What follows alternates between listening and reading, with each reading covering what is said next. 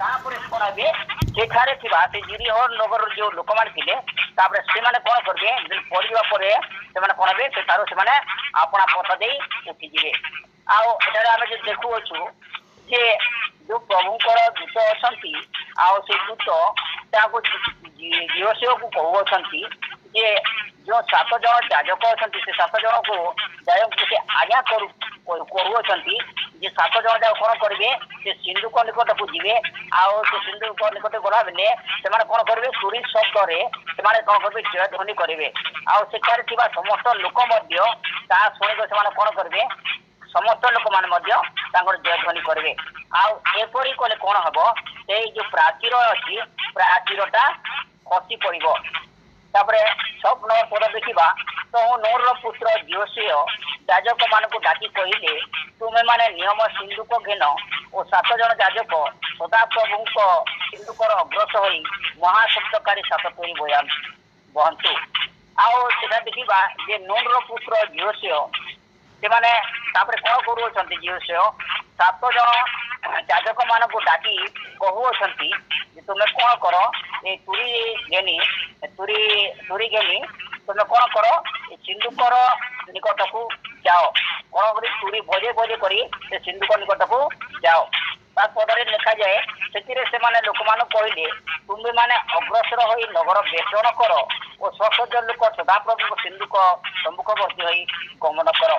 आम से देखु जिते लोक ससज होती जावा निमंते अग्रसर होगा निमंते से कौन करेंगे से नगर बेष्टन करेंगे समस्त लोक जिते सिंधुकर सदाप्रभु सिंधुकर सम्मुखवर्ती हे से कौन करेंगे से जावा निमंते से कौन करेंगे जय ध्वनि करेंगे तापर आम जो 10 पद देखा मात्र जीवसीय लोक मान आज्ञा दी कहले तुम्हें माने जय ध्वनि करना कि आपणार रब शुणाइब ना आम एठार देखु जे कहते क्यों समय जय ध्वनि करने निमंते जिते से नियम पवित्र सिंधुक सम्मुखवर्ती को जी से समय कौन करेंगे जय ध्वनि करने निमंते कहते मात्र 10 पद देखो मात्र जीवसीय लोक मान आज्ञा दी कहले तुम्हें माने जय ध्वनि करना कि आपणार रब शुणाइब ना कि बा तुम मान मुखर कौन बाध्य निर्गत होना मु जय ध्वनि करने को आज्ञा देले तुम्हें माने जय ध्वनि कर जीवसीय लोक मान आज्ञा दे कौन कर मना कर तुम्हें जय ध्वनि करना कि कौन रब करना आम जिते तुमको आज्ञा करूँ से समय तुम कौन कर जय ध्वनि कर 11 पद लिखा जाए यही रूपे से सदाप्रभु सिंधुक को नगर चारिड़े थोड़े लेखाएं प्रशिक्षण कराइले लोक मैंने छाउणी की आसिले छाउणी रे बास कले तापर से सिंधुकर चारिड़े से कौन कले जिते भी लोक थे सेठारे समस्ते कौन कले बुलाबुली कले प्रशिक्षण कले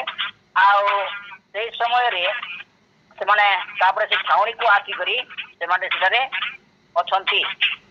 12 पद लिखा जाए अनंतर जीवसीय अति प्रभात उठिले पुणी याजक सदाप्रभु सिंधुक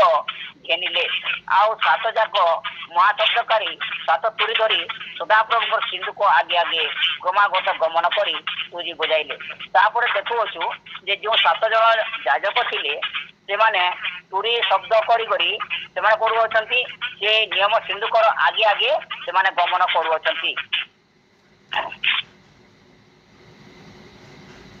याजक मैंने तुरी बजाई गमन कले से तुरी शब्द से बजे बजे कर आगे जाऊँगी तृतीय दिन से थे नगर प्रशिक्षण कर छाउणी की फेरी आसिले कहले तृतीय दिन से कौन कर नगर को भ्रमण कर चारिड़े से पुणी से छाउणी को फेरी आसुँच 20 पद देखा यही रूपे लोक मैंने जय ध्वनि कले और याजक मैंने तुरी बजाइले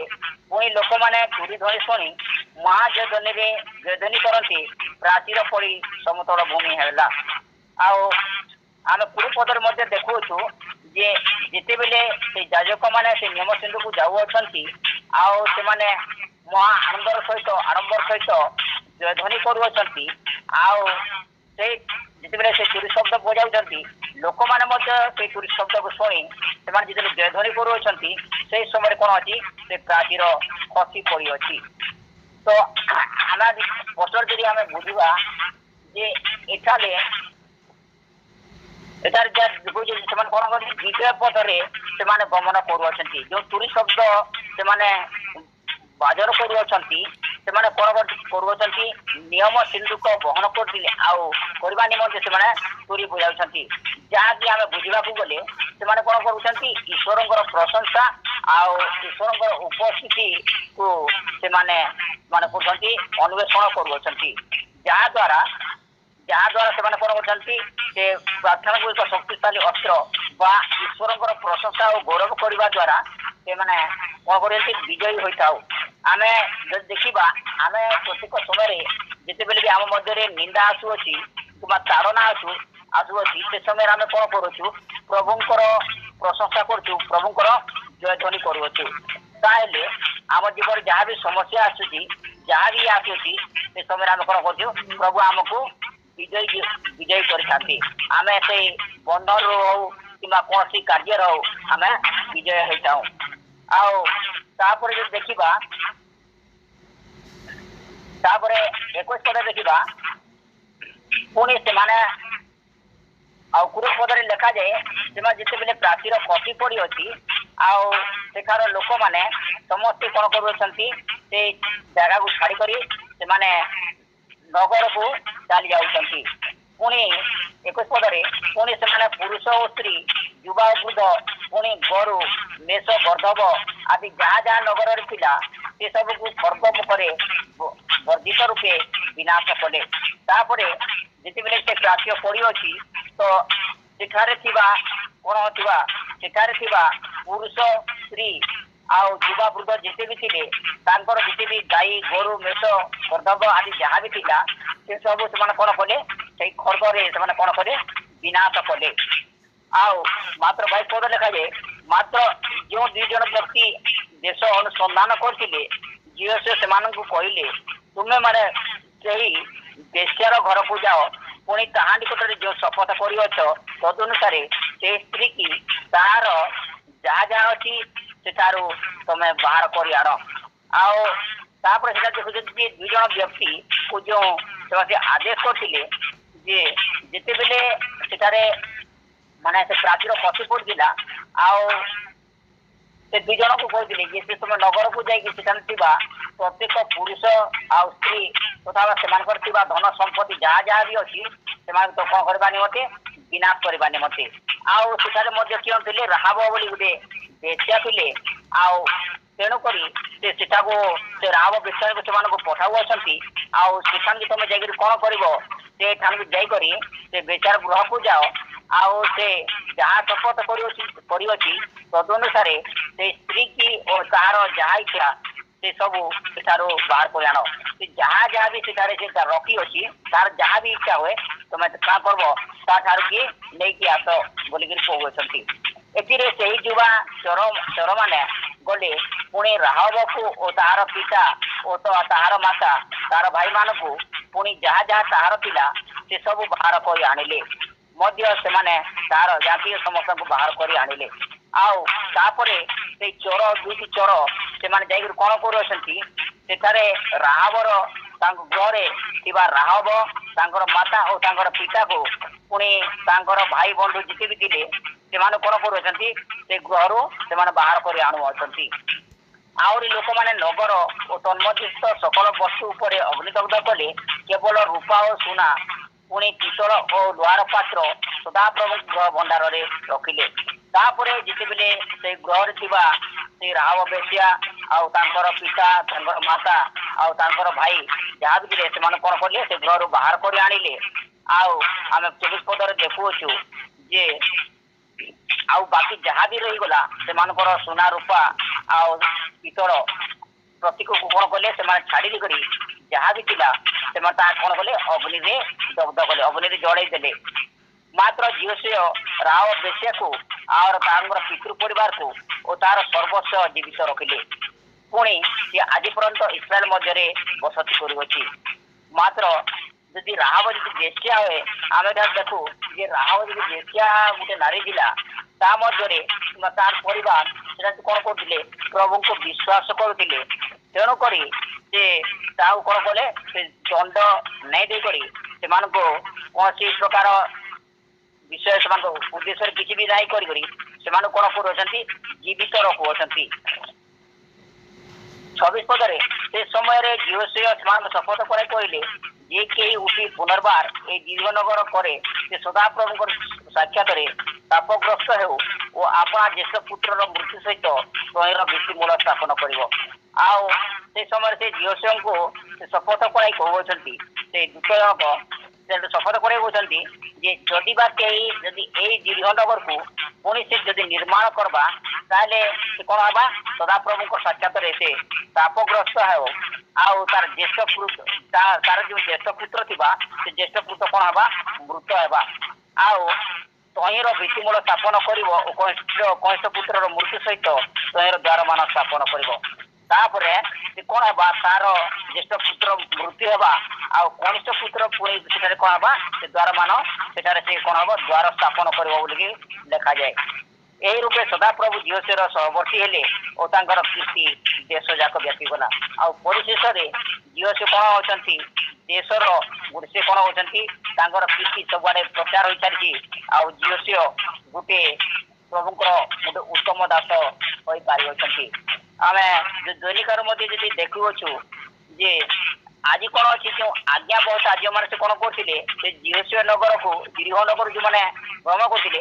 ଆଉ ପ୍ରତିଦିନ ଥରେ ଥରେ ସେମାନେ କଣ କରୁଥିଲେ ସେ ନଗରକୁ ସେମାନେ ଭ୍ରମଣ କରୁଥିଲେ ଜଗୁଥିଲେ। ତ ଏଠାରେ ଯଦି ଆମେ ଦେଖୁଅଛୁ ଯେ ସେମାନେ ଈଶ୍ୱରଙ୍କର ଦେଖିବା ଯେ ଈଶ୍ୱରଙ୍କର ପ୍ରତ୍ୟେକ ଆଜ୍ଞା ଯୋଉ ଆଜ୍ଞା ଦେଲେ ସେ ଆଜ୍ଞାକୁ ସେମାନେ କଣ କରୁଥିଲେ ଆଜ୍ଞା ଗୋଟେ ପାଳନକାରୀ ଭାବରେ ସେମାନେ ସେ ତାହା କରୁଥିଲେ ଯାହା ଦ୍ୱାରା ସେ ତାଙ୍କର ଜୀବନ ଆମର ଜୀବନରେ ଥିବା ଯଦି ଆମେ ବି ଯଦି ଆମର ଜୀବନରେ କୌଣସି ଏପରି ସମସ୍ୟା ଆସିଛି ତାହେଲେ ଆମେ କଣ କରିବା ଭାଙ୍ଗି ନ ପଡି ଈଶ୍ୱରଙ୍କର ଯୋଜନା ମୁତାବିକ ଆମେ ଚାଲବାର ଅଛି।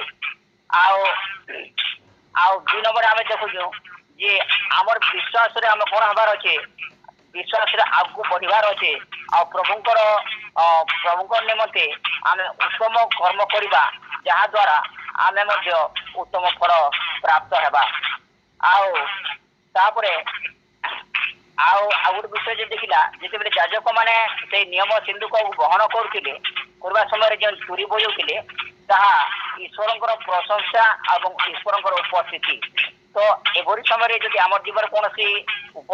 ପରିସ୍ଥିତି ଆସେ କୌଣସି ସମସ୍ୟା ଯଦି ଆସୁଛି ତାହେଲେ ଆମେ ପ୍ରଭୁଙ୍କ ଠାରେ କଣ କରିବା ପ୍ରଭୁଙ୍କର ପ୍ରଶଂସା କରିବା ଦ୍ୱାରା ଆମେ କଣ କହିଥାଉ ପ୍ରଭୁଙ୍କର ଗୋଟେ ବିଜୟ ଜୀବନ ପ୍ରାପ୍ତ ହୋଇଥାଉ। ଯଦି ବା ଆମର ଜୀବନରେ କୌଣସି ଗୋଟେ ସମସ୍ୟା ହଉ ସମସ୍ୟା ମଧ୍ୟରେ ଆମେ ପ୍ରଭୁଙ୍କ ଠାରେ କିପରି ବିଜୟୀ ଜୀବନ କାଟିବା କିମ୍ବା କୌଣସି ବିଷୟ ଆମର ଜୀବନ ଯଦି ଘଟି ଯାଉଛି କୌଣସି ଅଭାବ ଅସୁବିଧା ହେଉଛି ଆମେ ଧୈର୍ଯ୍ୟର ସହିତ ଆମେ କଣ କରିବା ପ୍ରଭୁଙ୍କର ଗୌରବ ପ୍ରଶଂସା କରିବା। ଆଉ ଏଠାରେ ଆଉ ଗୋଟେ ବିଷୟ ଦେଖିଲା ଯେ ରାହବ ବେଶ୍ୟା ଯେତେବେଳେ ଗୋଟେ ବେଶ୍ୟା ନାରୀ ଥିଲେ ତଥାପି ତାଙ୍କର ସପରିବାର ତା କଣ ହୋଇଥିଲେ ପ୍ରଭୁଙ୍କ ଉପରେ ବିଶ୍ୱାସ କରିଥିଲେ ଆଉ ପ୍ରଭୁଙ୍କର ଆଜ୍ଞାବହତା ହୋଇଥିଲେ। ତେଣୁ ଆଜ୍ଞାବହ ହୋଇଥିବାରୁ ସେମାନେ କଣ କଲେ ସେମାନଙ୍କୁ ମୃତ୍ୟୁବରଣ ଦିଆଯାଇ ନଥିଲା ଆଉ ସେମାନଙ୍କୁ କଣ କରାଯାଇଥିଲା ଜୀବିତ ରଖାଯାଇଥିଲା। ଆଉ ସେଠାରେ ଯୋଉ ଯାଜକମା ଥିଲେ ପ୍ରତିଦିନ ସେମାନେ କଣ କରିବେ ଥରେ ଲେଖାଏଁ ଏପରି କଣ କରିବେ 7 ଦିନ ପର୍ଯ୍ୟନ୍ତ କଣ କଲେ ସେମାନେ 7 ଥର ଲେଖାଏଁ ସେଟାକୁ ତା ପ୍ରଦକ୍ଷିଣ କରୁଥିଲେ ତା ଦେଖାରେଖା କରୁଥିଲେ ଆଉ ସେଠି ଜଗୁଥିଲେ। ତେଣୁ ଆମେ ଏଠାରେ ସମ୍ପୂର୍ଣ୍ଣ ଭାବେ